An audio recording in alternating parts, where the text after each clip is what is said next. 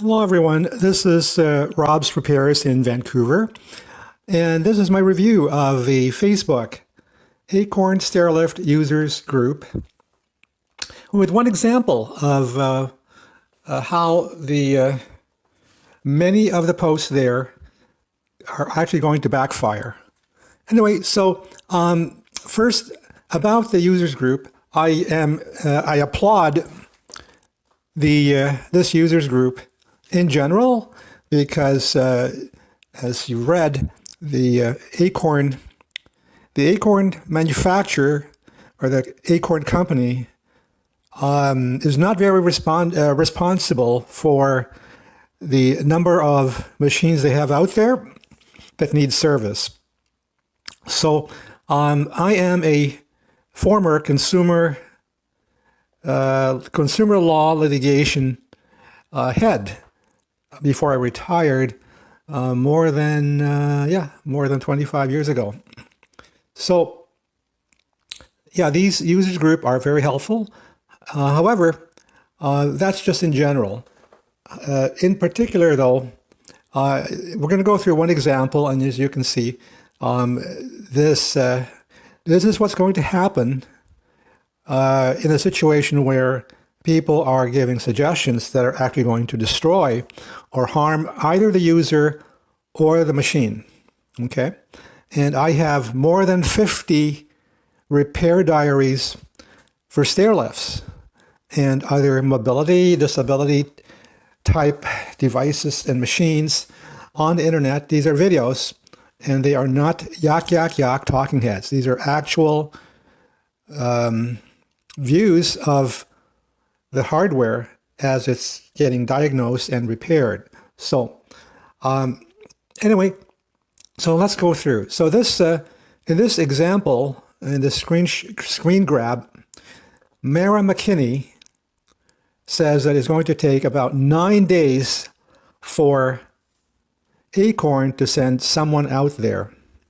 That is not untypical. Reading through the other many posts in this user group, that is not unusual, as Howie Hauserman replies. So also, people in this group are complaining that it costs, it seems, between $400 to $720 just for one service call. So, and people do not want to pay that much. Okay, however, I can tell you, because I've been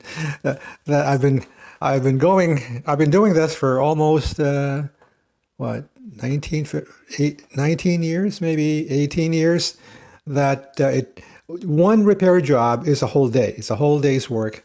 And people like me, we have instrumentation that cannot be bought. You cannot buy some of my tools anymore. They haven't been made for 2 decades, but they are really, for what I do on Stairlift, they are actually absolutely necessary.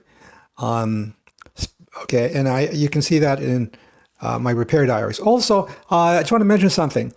The reason that Acorn 180 curved stairlifts are so popular is because you can get them for free or nearly free these days. Okay, in the last 5 years, since around 2017, it's been nearly impossible to sell a used disassembled stairlift. Okay, so people just give them away because they pay me between $200 to $700 just to remove a stairlift and take it to the landfill. Okay, so there's no market for it. Unless you're very lucky. Now, having said that, I have a solution for people who are selling used stairlifts before they are disassembled.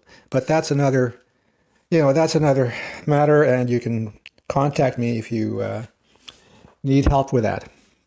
I'll give you my number now. It's 604-512-9567, and that's my mobile number, 604-512-9567. Okay, so back to Mara McKinney's post. Now, the next item on that web screen grab web page is that Mel Falkenham asks Mara, what's wrong with it? What is a code flash and what model? Okay, and Mara does not give a proper reply. Okay, she doesn't mention what model it is. Okay, and okay, Howie Hauserman says, by comparison to my experience, this is immediately. Howie says that 9 days is immediate. Okay, so I guess Howie must have had like even worse wait times. Now, this is Homura Akatsuki. Okay, Homura's comment is, in my experience, very dangerous and probably harmful. Okay, because Homura says, I imagine the batteries are goners. Okay, now, Mr. or Ms. Homura, whoever you are, Homura, okay, these batteries are designed to not do that. Okay, so it is very rare that a stairlift just goes dead due to batteries only. Okay, so there are many factors as to why it would just go dead. And the least of all is just a battery problem, because when batteries are going to go, they're not going to go all of a sudden like that. They will give you some other problems before it goes dead and will not restart. Okay, if it's a battery problem, if you wait a little bit and you shut it off and then shut it off again after, say, half an hour, okay, then it will come back to life. And then you know you have a battery that is about to die. But they just don't die like that, okay? And I have worked on many, many stairlifts with different brands. Especially the newer ones, the batteries have a lot of smarts in them. They have chips. So since we don't know what model this is, okay, it is guesswork like this is not helpful. Okay, like Homura's guesswork is not helpful in my experience. Okay, now the other thing that Homura says is that you can test them. Okay, and Homura says once you get the casing off, everything is pretty obvious. The wiring diagrams are just online. Now here's my comment to Homura. Okay, since you don't know what model this is, okay, you are offering something which could be dangerous to Mara. Okay? And also, for sure, if it is a Curve 180, when you test them and you don't know what you're doing, you're going to lose the program. Okay, and charging pins are bent.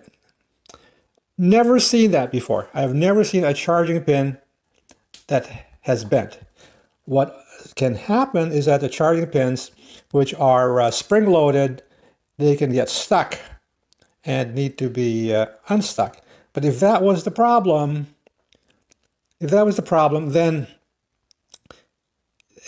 before you could actually use it, it would give you an error already. So it would not get stuck.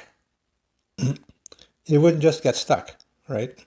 So, and it wouldn't just be dead, because there would be lots of warnings. It would be beeping for a month before it just dies. Okay, so Homura, I don't know where you're getting your suggestions, but okay, that is extremely unlikely.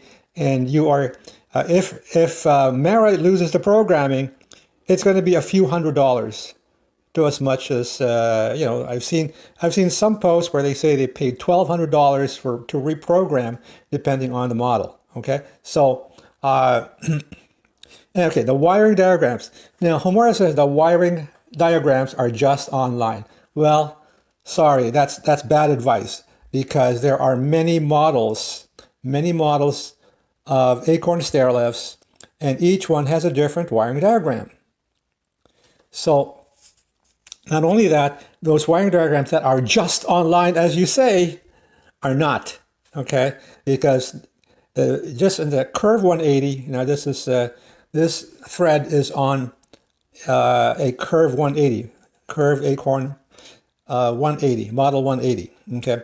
There are at least 5 different versions of the 180s that I have worked on. And some of them are not even listed as official versions. There are some kind of in-between models or prototypes that I've worked on. I don't know what they are, but they are Acorn, but they are not officially acknowledged versions.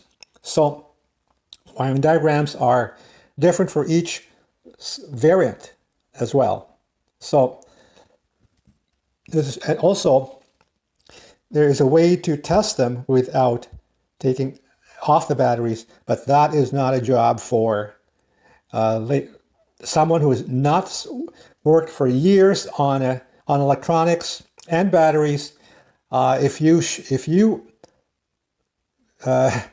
test procedure is careless and you short the battery, you will have a small mushroom cloud. Okay, that is not a joke. I have actually had. I'm a very, very careful person, but because I worked with thousands of batteries, okay, since 1997, I have had small mushroom clouds myself. So, yeah, that is not a minor operation for Mara. Anyway, that's my 2 cents. Okay, so I've dealt with this kind of problem recently, and just as an aside, in the last 6 months, I have had 4 clients from different areas, because I support clients anywhere by teleconferencing apps, teleconferencing software. So I've worked on several of these kinds of problems recently, both locally and also by teleconferencing. And there are some smart people, contrary to what you read in this Facebook group. The curved stairlifts can be reconfigured without going to Acorn for other curves. However, I've read almost all the posts in this particular thread, and not a single person knows the key information on programming or installing this the Stairlift, because it is a trade secret. It's a trade secret, and Acorn's not just going to have that posted out there. But so no one has the most important piece of information in this group. And I've seen only one person who had an important piece of advice, which comes right off the service manual, one particular service manual. Not all service manuals contain this key information, but I've seen one person offer this information in a post. So yeah, that's good. And as I said, like, Acorn should be sued, in my opinion, as a layperson, should be sued in a class action, because they did not provide this vital information to end users and even to most of their own service people. Okay, and it is a big money maker for Acorn. Should the end user or a handyman type person, or someone who thinks they know what they're doing but they don't,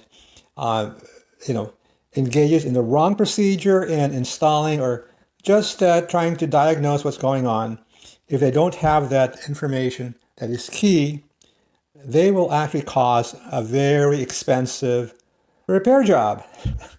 Okay, so anyway, that's it. I'm going to have the best day ever.